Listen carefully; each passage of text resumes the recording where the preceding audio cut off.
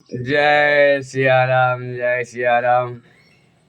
हमारे परम आदरणीय, परम पूजनीय, भगवत कथा में रुचि रखने वाली श्रोता बंधुओं, आपका हमारे यूट्यूब चैनल पर हार्दिक अभिनंदन है। मैं पंडित अवध प्रताप तिवारी आज कथा लाया हूँ, संस्कारी माँ बाप। कथा प्रारंभ करते हैं। तुलसीदास जी ने लिखा है, नृपति नार नाहरे जति, नीच जाति हथियार, तुलसी ने न सराहिए, फिरत न लागहि बार। नृपत नार नाहर जति, नीच जात हथियार, तुलसी इन्हें न सराहिए, फिरत न लागे बार। जैसे नृप माने राजा, राजा के आप जिंदगी भर सेवा किया है, कहीं एक चूक आपसे हो गई तो जल्लाद को बुलाएगा, कहेगा इसको लटका दो फांसी पर। जय सिया राम। और नार, जब तक तुम्हारी भुजाओं में ताकत है, रुपया पैसा तुम्हारे पास है, तब तक तुम्हारी औरत है। जिस दिन ताकत खत्म हुआ, आज की औरत तो भैया कोई पानी देने वाली नहीं है। जय सिया राम। नृपत नार नाहर, बाघ, आपने बाघ पाल लिया है, जब तक वो आप पर अटैक नहीं करेगा कि जब तक आपका खून उसके दांत में ना लग जाए। जिस दिन आपका खून उसके दांत में लग गया, वो आपको छोड़ने वाला नहीं है। जय सिया राम। और जति, साधु संत, आप 10 दिन खिलाए, 10 दिन खिलाते रहे तो क्या कहता रहा, आयुष्मान भव, कल्याण हो, सुखी रहो, संपन्न रहो, राज करो।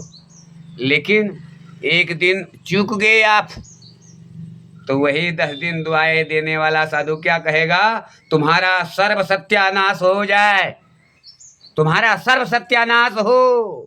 जय सिया राम। तो 10 दिन का आशीर्वाद कोने काम कहते ये सब सराहनीय नहीं है।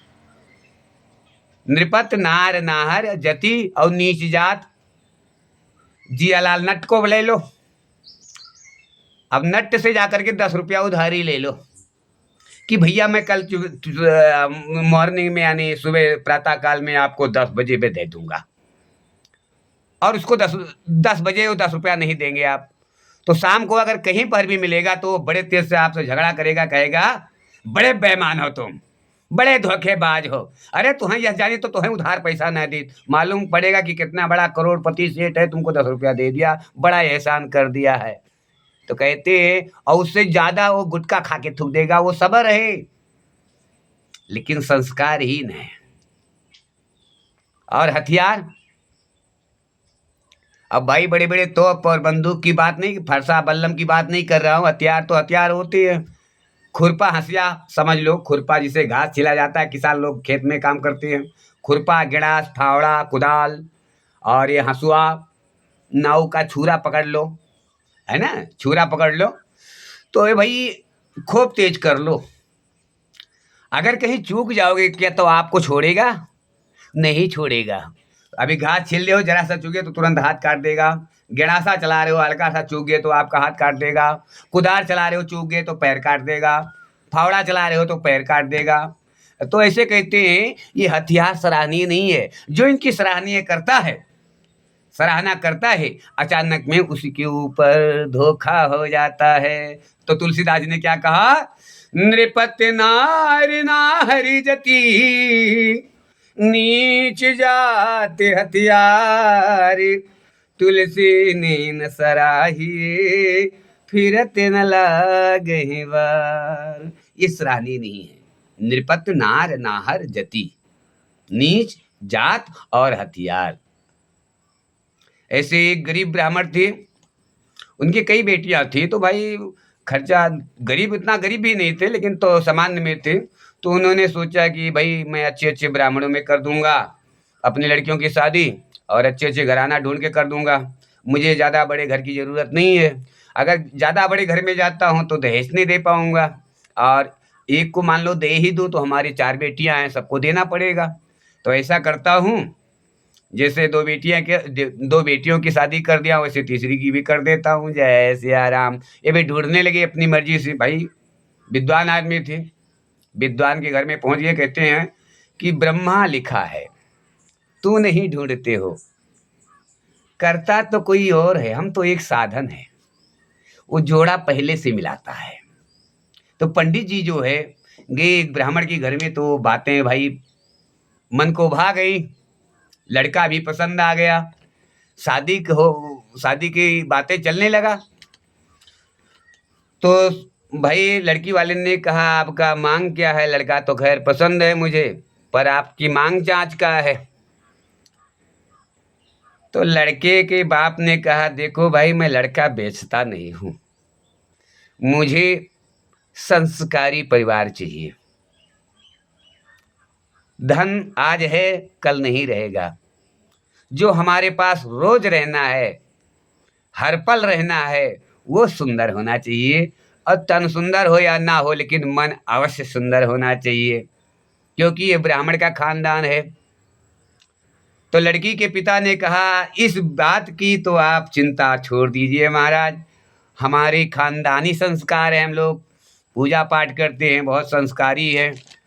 तो लड़के के बाप ने कहा अगर ऐसी बात है तो जाओ, हम 5 मुट्ठी अक्षत पे शादी तय करता हूँ। शादी तय हो गई। भाई दूल्हा गया, जो मांगे वो वादा कर दिया जाए, कुछ मिला नहीं बेचारे को। कोई बात नहीं, लड़की आ गई मायके में, ससुराल आ गई।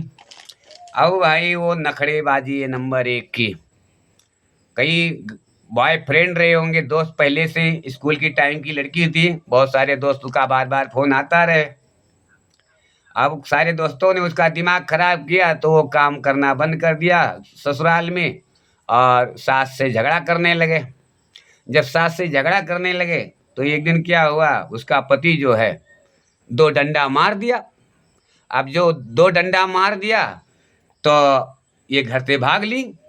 लड़की भाग करके अपने मायके आई। और जब मायके आई तो माँ बाप ने देखा, बोले बेटा क्यों भाग के आए हो? जिसके पास शादी किया था वो दामाद कहाँ है? हमारे हमारे दामाद कहाँ हैं? लड़की ने कहा दामाद गए भाड़ में, मुझे उस घर में नहीं जाना है। ससुर बाप ने उठाया डंडा और माँ ने उठाया डंडा, बोला चली जा चुपचाप, जब आना ऐसे अकेले मेरे घर पे आई तो मैं तेरा चमड़ी सुट दूंगा। चली जा, जब तक हमारा दामाद साथ में नहीं लेके आएगी तब तक इस घर में कदम नहीं रखना, वरना मैं तेरा टांग तोड़ दूंगा।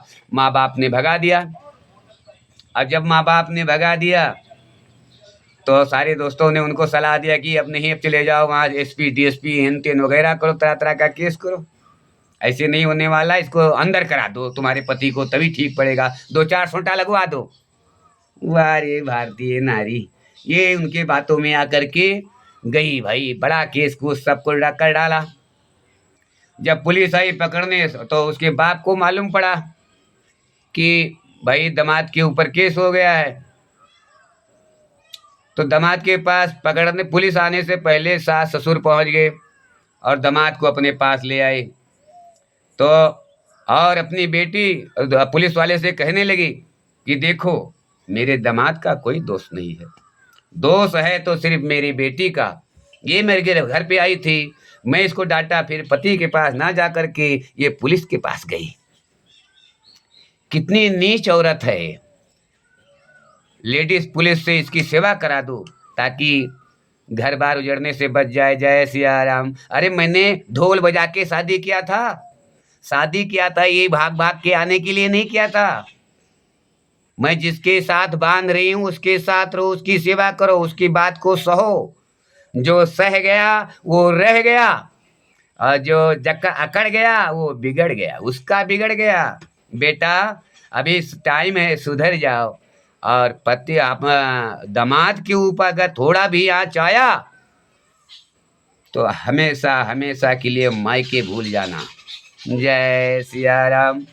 पुलिस वाले ने लड़की को बहुत उल्टा सीधा बोला और 2-4 सोटा लेडीज पुलिस ने लगाई लड़की को। अरे मूर्ख, लड़की, तेरे माँ बाप इतने सज्जन हैं, तुम्हारा पति इतना सज्जन है, और तू इतनी बड़ी चंडाल कहाँ से आ गई?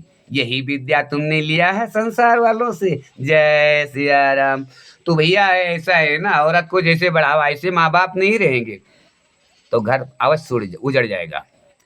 अगर बेटा कितना भी बिगड़ा हो, अगर माँ बाप सही रास्ता पकड़ाएंगे तो उजड़ते उजड़ते घर बच सकता है। लेकिन यहाँ लड़की झूठे मायके बता देगी अपनी माँ से, हे माँ मेरे को मारा है, तो उधर माँ क्या बोलेगी, हैया काटे को पकड़, मला बला 112 100 नंबर बला करा, अंदर 4 सोटा लगवा। वो आ रही है कि ये भी माँ बाप है।